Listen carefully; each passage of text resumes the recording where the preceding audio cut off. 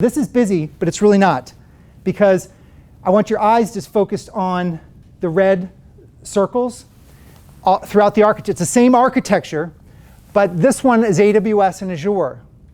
So I'm bringing this up because these are app servers and web servers, and there's circles that have lateral protection side to side, that's east-west, and then you have the web protection, and you have literally the network protection that's sitting on basically the shim taps that are in between those.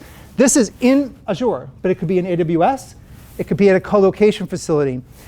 This is what's killing you today, is not understanding this.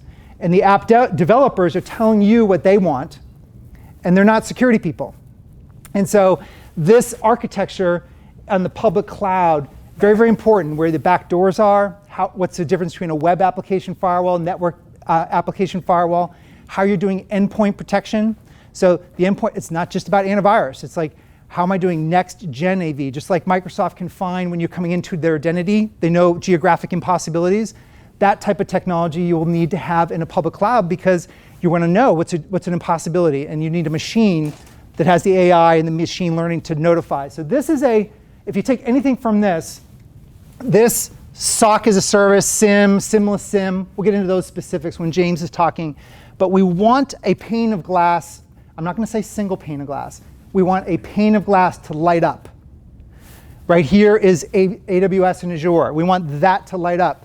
If you have wireless, we want that to light up. We want to start tightening up the noose in our infrastructure, in our security, so that no matter where these red hotspots are, that we light up a single area or a smaller subset of areas, okay? And that's when we're gonna, now, there's two things you can do here. We can block, which is what the red X is. So it's the blocking capability here. So throughout the enterprise, we wanna ask the question, where can I block? Like, where can I take action? I don't need a SIM to correlate a log to do something fancy that I'll never do anything about. I just want I want it to kill it. I want it to kill that traffic and then notify me, and then I can decide what I want to do with it after it. But that's the blocking capability. Then, do we want to care about our logs?